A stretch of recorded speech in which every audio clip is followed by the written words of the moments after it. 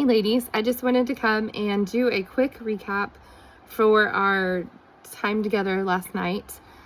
We were covering two chapters 3 and 4 in our time together. And in that, it just invited us to slow down and see the beauty of the gospel through two connected pictures. And those were the well and the seed. And so in chapter 3, we were reminded that Jesus meets us exactly where we are. Like the woman at the well, we don't have to come with strength or have all the answers, have everything together. We can come empty, and we bring our thirst, our stories, our need, and he offers living water that satisfies, that truly satisfies. And in chapter 4, that helped us see that when we come to Jesus, when we come to him as the well, and we are then planted in him, we reflected on the picture of the two seeds. One seed of doubt that was planted back all the way back in the garden, that grew into disobedience and ultimately death, a spiritual death, because we are all spiritually dead. That's our state. From the moment we're born, we are born spiritually dead.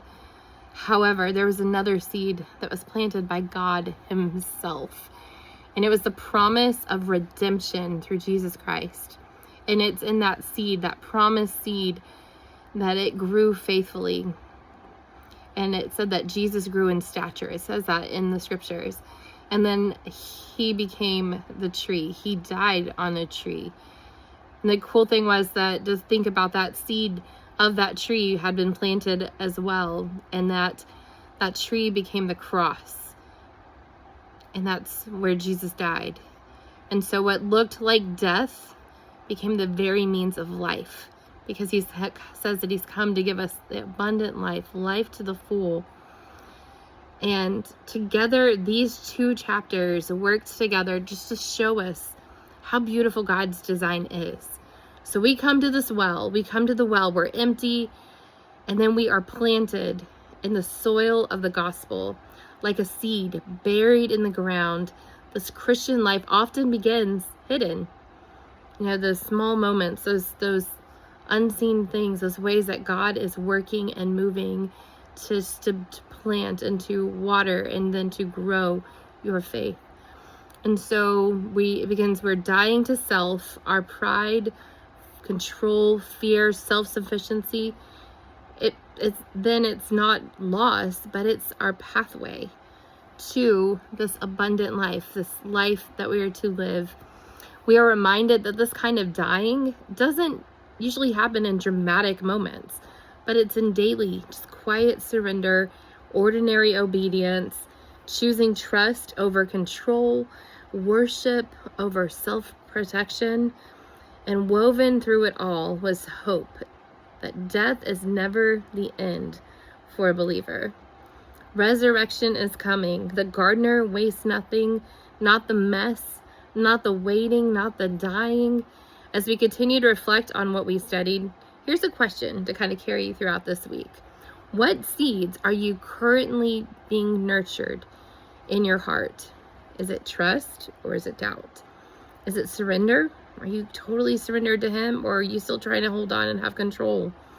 And where might God be inviting you to die to yourself right now? Not dramatically, but daily and quietly. It says daily, pick up your cross, that instrument of death, and follow me. So next week, looking at next week, we're going to move into chapters 5 and 6. And our focus will begin to shift there from being planted so instead of just the planted, to looking at how we grow. And so we'll talk about what nourishes our faith, what can hinder flourishing, and then how God tends what he has planted in us. And so if chapters 3 and 4 showed us where life begins, chapters 5 and 6 will help us to consider how that life is sustained and shaped. So we look forward to getting together again. If you haven't been meeting with us, there's still time to jump on in. You could get a book and you could read, and all the ladies so far have said it's a really easy book to read. It's one of those It's very relatable, and it's very much, it focuses you on Christ. And so we invite you to come if you haven't come. And if not, you can continue following along with us here on these videos. I will be doing a video. And so if you have any questions, there's all of those study guides on the website, so you can go deeper and just do your own study. And then if you have questions or want to be plugged in, I will gladly be a sounding board for any lady who wants somebody to talk to about the book. You can always message me and we can discuss it just one-on-one. But anyway, I just pray that you ladies that are following along in the book, even if you haven't been able to make it to the study, that it is beneficial to you, that you are growing in your walk, and that it is strengthening you. Because that's the whole goal, is that we continue just to keep striving.